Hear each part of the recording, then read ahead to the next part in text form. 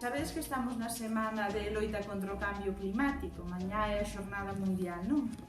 É un tema interesante que seguramente no debate tamén poidamos antes saía, que se xente moza, que se é superficial esta mirada que se está facendo sobre o cambio climático, se non, bueno, é interesante este proceso moito, non? Eu creo que é realmente ilusionante tamén como a xente nova se está interesando e está entrando no debate. Despois tamén vai ser unha responsabilidade de todas e de todos se somos capaces de profundizar, que eu creo que isto tamén vai ser moi interesante, non? Pero dito todo isto, a ver, todo o mundo está dicindo, podemos ter máis ou menos desconfianza, pero os datos científicos son moi alarmantes.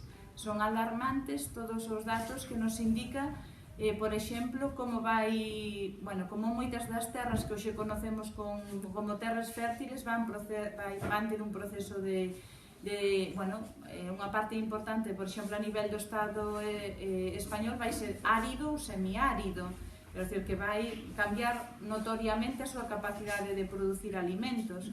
Se falamos do tema da perspectiva de que haxa momentos de secas moi importantes, de que haxa momentos de fenómenos tamén como moi cambiantes a nivel meteorolóxico, este tipo de cuestións, hai evidencias de que ese quecemento hai xente que está dicindo cada vez máis que a perspectiva é máis ir a máis de 4 graus que non a 1,5 grau a 2. Para ir a 1,5 grau a 2 teríamos que pensar que en moi pouquiños anos teríamos que eliminar totalmente os coches, cousa que non vai ser así, que teríamos que eliminar todas as emisións de generar electricidade, moitas outras emisións que estamos facendo hoxe de maneira moi habitual. A dinámica realmente non foi de diminución das emisións nestes últimos anos, foi de incremento. Entón, nosotros casi teríamos que ir a facer unha reducción casi a cero, e iso non vai pasar.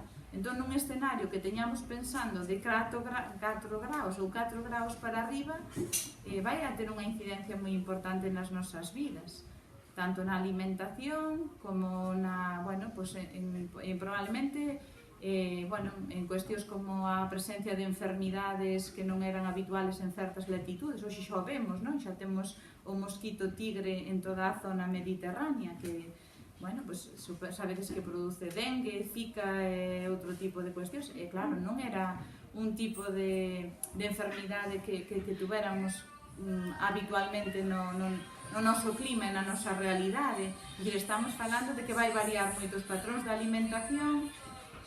Eu non sei, realmente non teño ese coñecemento para saber se a xente que está poñendo que o pico máximo de extracción de petróleo foi no 2006, pero o que está claro é que non seremos capaces de poñerlle un ano exacto, pero sí sabemos, quero dicir, que estamos en moitos materiais nunha extracción moi importante xa do que eran as reservas e que esas reservas moitas veces van quedar uns materiais máis inaccesibles, máis costosos enerxéticamente, e ese tipo de disponibilidade ilimitada que parece que agora podemos usar e mesmo despilfarrar sin problema non vai ser. Non sei se vistes, por exemplo, pero eu digo por traer un pouco ao noso territorio, vistes que hai unha dinámica en Galicia de problemas coa terra bastante importante. No seu día en Corcoesto había un proxecto dunha gran mina de ouro a ceo aberto que podía ter, nun momento dado rompían as balsas, podía chegar toda a zona incluso de estas zonas todas xa de marisqueo, xa toda a comarca de Bergantiños e por aí. Esta cuestión, houve unha gran movilización social, freouse, e en principio a Xunta ao final veuse obrigada a dictaminar en contra, pero tamén que seibades que a empresa Edgewater que promovía o proxecto ten denunciado o goberno da Xunta, dice cousas moi curiosas na súa demanda, pero unha das cousas que di é que obrigou a deixar de ter unha ganancia que eles consideran que tiñan lexítimo dereito. Entón, unha das cousas que eu creo que está atacando dunha maneira moi importante a soberanía é unha orde internacional feita a medida das grandes multinacionais. Entón, nun momento dado, un goberno que intente frear un proxecto que pode ser altamente contaminante, como este caso, non? Ou que pode tomar unha legislación. Eu acórdome que, por exemplo, o goberno de Egipto foi denunciado porque subiu o salario mínimo. Entón, naquel momento, as empresas que se fixeran coas concesións de recollidas de lixo e outras xestións públicas, dixeron que esa medida que cuestionaba as ganancias que legitimamente tiñan dereitos. Entón, abeirándose nese dereito privado feito a medida dos grupos internacionales, pois fundamentaron unha denuncia. Denunciaron algún outro país polas leis antitabaco, porque consideraban que esa lei antitabaco pois tamén cuestionaba a ganancia que iban ter pois certas empresas, non? No caso noso, pois denúnciase ao goberno da Xunta porque se está cuestionando o lexítimo dereito, en teoría, desas empresas enormes en ter ganancias, non? Realmente as reservas de materiais pois foron reducíndose. Considérase que hoxe estamos en moitos minerais de uso habitual no 26% do que era a reserva que había hai moi poucos anos. En cobre, no 50%. En outros bens de uso moi habitual, pois tamén en 50%, algúns máis, algúns menos, porque a media é 26%. Entón, iso que nos indica que vai haber unha loita moi potente por eses recursos. E moitas veces, para extraer ese recurso, hai grandes impactos sobre as poblacións. Vosotros, por exemplo, vistes que hai un proxecto dunha extractivo na zona de Touro o Pino, cerquiña de Santiago de Compostela, donde proxectan balsas a 200 metros das casas, balsas enormes que naide vai monitorear pasados unhos anos e que están a 200 metros das casas. Quero dicir, estamos falando ademais dunha zona con risco sísmico determinado no propio proxecto, donde falan incluso recoñecen a perigosidade que o movimento sísmico poida representar para a poboación. Pero, aínda así, tenen unha connivencia super importante da propia administración para dicir que é un proxecto estratégico e que se houbera roturas podería acabar esas... a día de hoxe dicirvos que xa houve un proxecto mineiro nesa zona antes e que quedaron moitos ríos con uns altos graus de contaminación, ríos que van ao Ulla e ríos que van finalmente nunha gran rotura iría a ría da Arousa con claridade, que estamos falando de proxectos dunha envergadura, dunha peligrosidade moi importante, non? Entón, cando nosotros falamos de soberanía, estamos volvendo a colocar o interés xeral por encima dos intereses dos grupos económicos. E estamos tamén non só das xeracións actuales, tamén estamos falando dos intereses das xeracións que van vir detrás de nosotros, non? Eu non me extraña que os mozos e as mozas estean dicindo pero vamos a ver, se nos está derrubando o futuro. E é certo, é absolutamente certo. É certo na enerxía, é certo no lixo, é certo en todas esas cantidades de plástico que agora están xa no mar e están chegando aos alimentos e están xa chegando ao noso organismo, e é certo en cantidad de aspectos, non? Entón, cando nosotros falamos de soberanía alimentaria, primeiro, eu creo que nun escenario onde vamos ter que ter moi en conta como usamos a enerxía, eu creo que vamos ter que, en primeiro lugar, eliminar o despilfarro. Non, como é posible que no ano 2011 os alimentos importados a Galicia de media estiveran en máis de 2.500 kilómetros? Figuradevos, sería como de media os alimentos que importábamos para o humano e non só para o humano, tamén proteína para os animais, este tipo de cuestións, pois recorrían 2.500 kilómetros de media. Era como vir de Finlandia, máis ou menos, a Galicia, non? De media. Moitos deses alimentos podíanse producir no local, pero moito máis cerquiña e en réximes con outra, para manter a fertilidade da terra, pois en esa cantidad moi importante que hai de derivados do petróleo, moitos do petróleo. Se estamos falando de non contaminar, aquí cando se fala de contaminación sempre se pon unha vaca, non? A vaca que é a causa de todos os males. Bueno, a primeira cousa, vosotros sabedes que o 37% das emisións de Galicia venen das térmicas de Meirama e das Pontes, o 25% das Pontes en concreto. Outro dos grandes grupos de emisións a nivel global, a parte das eléctricas, do procesado que fan co carbón, unha parte tamén moi significativa é a parte do transporte, quer dizer, é unha parte realmente significativa. Pero se vamos a pata realmente agraria, quer dizer, que é onde estaría a foto da vaca, a primeira fonte de emisións máis importante é a fertilización química. Pero da fertilización química nin Dios fala. O mellor non falan porque a señora que tiñamos de ministra de Agricultura e Medio Ambiente no seu día era unha directiva de Fertiberia, como era a señora Isabel Tejerina. É dicir, Isabel Tejerina era directiva de Fertiberia. Entonces, por eso, probablemente non se vale dese aspecto, non? Bueno, pois se falamos de todo isto, hai que decir que en términos de emisións, o que máis aumentou foi as emisións vinculadas ao porcino e os grandes cebadoiros de porcino. Pero iso tampouco interesa nada, quero dicir, mire, que isto é unha barbaridade, esa concentración tan grande de animales, traendo importacións de soia, de outras proteína da outra parte do mundo, bueno, antes había unha compañera aquí que viña ou tiña familia na Limia. Bueno, xa me diredes como están os acuíferos ou como está o tema do embalse das Conchas, se realmente podemos ir a un modelo máis sostible tamén con menos impactos e xenerar outro tipo de vida no rural, non?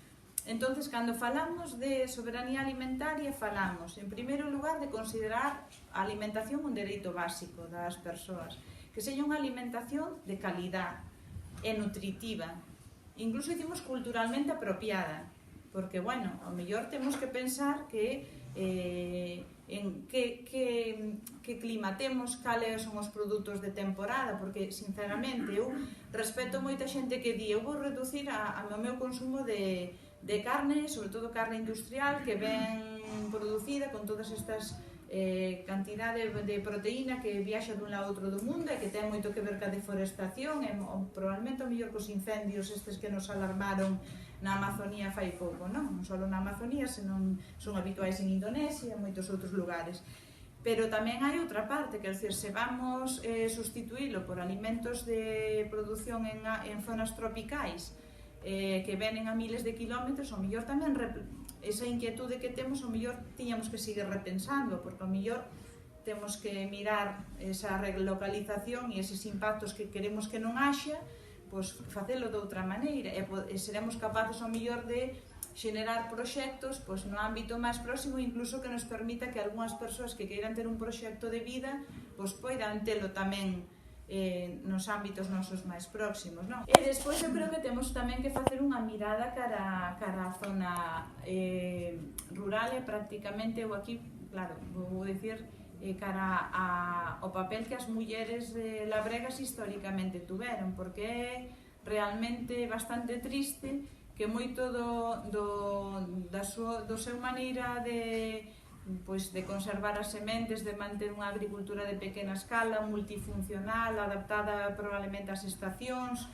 conservando xa sementes que eran resilientes tamén e que estaban moi adaptadas á precipitación que había nesa zona, ao frío e ese tipo de cuestión. Coñecía moi ben o territorio.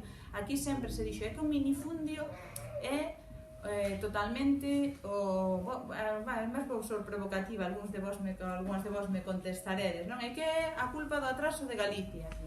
Bueno, o minifundio, non sei se coñecedes un libro de Carlos Carreira, un profesor da Universidade de Lugo, e el di que estaba perfectamente ideado para que cada porción de terreno, a ver, daquela non se miraba a produción como se mira hoxe. En moitos lugares a xente mira, pois agora eu quero vender viño en tal zona e necesito traballar o mellor posible as viñas e que me saia tamén poder empregar un pouquiño os recursos que hai e facelo dunha maneira, bueno, tamén con costes de produción adecuada. Daquilo que se miraba eran as necesidades alimentarias das familias e as necesidades que tiñan para a vida. Entón moita xente tiña un cachiño dun terreno que realmente era moi productivo para ter forraxe para os animais, e outro cachiño de terreno era moi productivo para ter o cereal, e outro cachiño de terreno era moi productivo para ter a horta. e outro cachiño de terreno era moi productiva.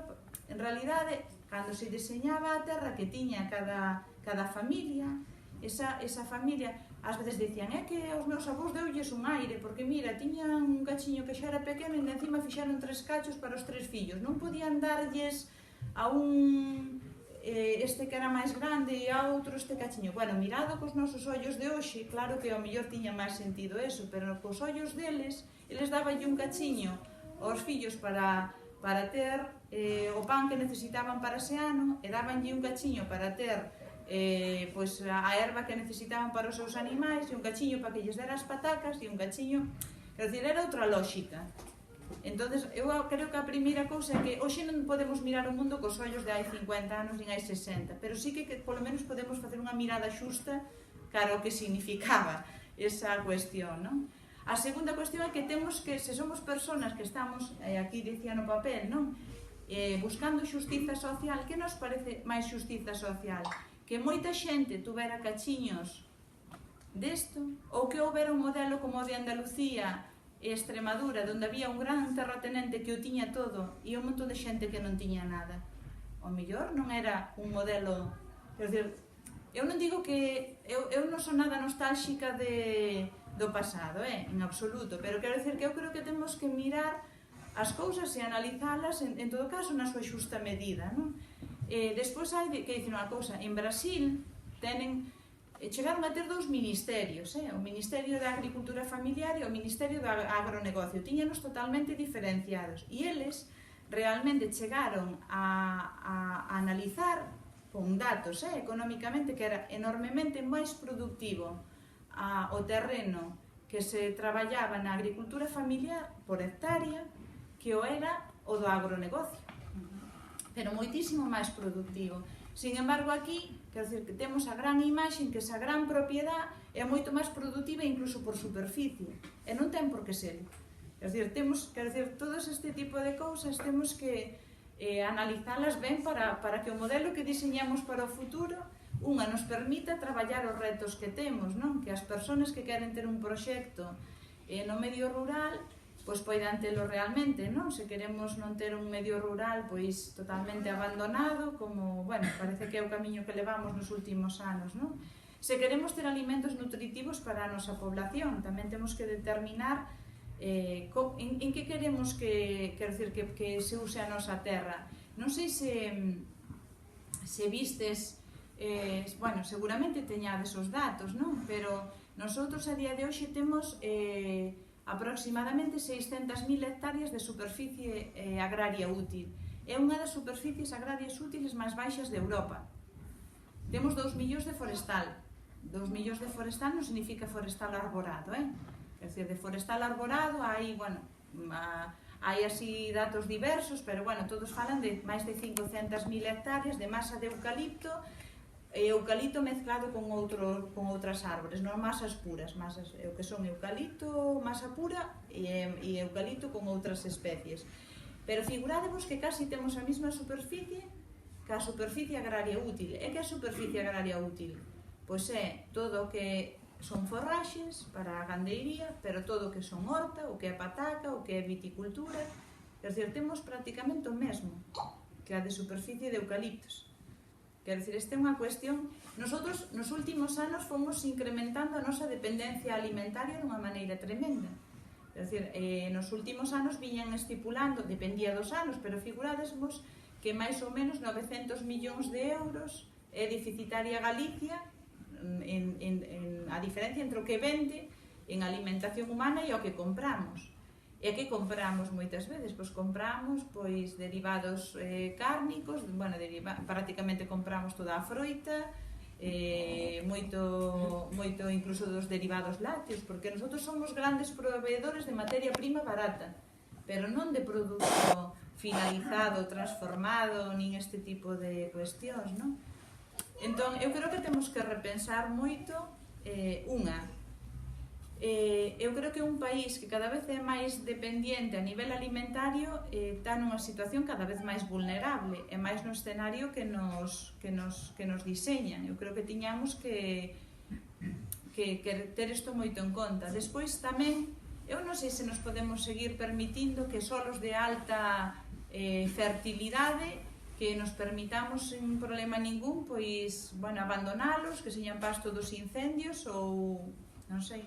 Tamén ao mellor tiñamos que repensar se ao final os escenarios que nos indican cara ao futuro pois van ser escenarios de grandes secas, bueno, pois tamén, quero dicir, pois ao mellor temos que empezar a pensar nos recursos hídricos que temos. Temos unha falsa imaxe, en realidade acuíferos Galicia ten moi poucos, o que pasa que nosotros salvábanos ter unha importante pluviometría, pero non temos grandes reservas de acuíferos, eso non é certo. Entonces, se temos problemas coa pluviometría, vámonos colocar nun escenario de escaseza de auga importante. Entón eu creo que este tipo de cousas, para min, creo que son cuestións que nos deben motivar moito a reflexión e a diseñar entre todos un modelo, pero un modelo pensando realmente pois no futuro, e pensando no emprego, e pensando nas cuestións que como sociedade imos determinar que son máis importantes, non? A que imos dar prioridade? Imos lle dar prioridade ou non nos vai importar que eses terrenos se ocupen por grandes empresas ou vamos decir, bueno, a ver, como sociedade pensamos que a nosa alimentación é un elemento para cuidar e a auga, bueno, o tema das cuestións dos incendios, claro, é un tema polémico, ás veces o tema dos incendios din, bueno, pois arde moito do que está abandonado. Bueno, pois efectivamente, arde moito do que está abandonado, pero unha masa continua dunha especie pirófita é enormemente peligrosa.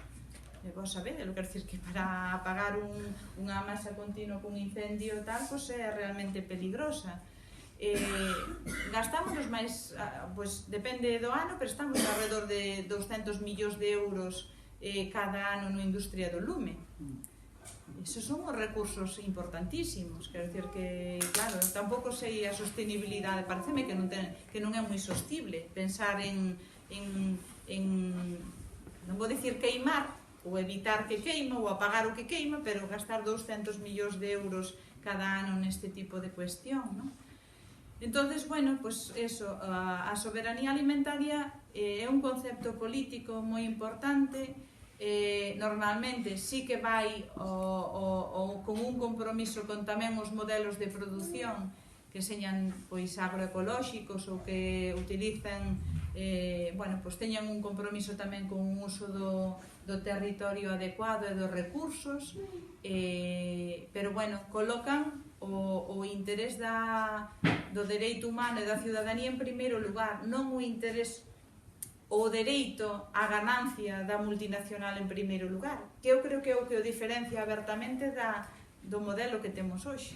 Hoxe, eu cando vou a un grupo consultivo do leite, teño enfrente a Nestlé, e teño enfrente a Lactalis, e teño enfrente as grandes operadoras, e o que ponen arriba da mesa é a ver como tenen maior capacidade para ter maior cuota no mercado internacional, e como tenen o produto máis barato. Eso significa que seña con precios ruinosos para os produtores? Bueno, quero dicir, mal, a ver, intentaremos apretar e que non afogue, porque tamén queremos ter produción, ou nun momento dado desaparecerán os produtores de aquí, pero non nos importará, porque apoiaremos que aparecen estes monstruos grandísimos noutro lugar. Quero dicir, este é un pouco a cuestión, non? Do que está enriba da mesa.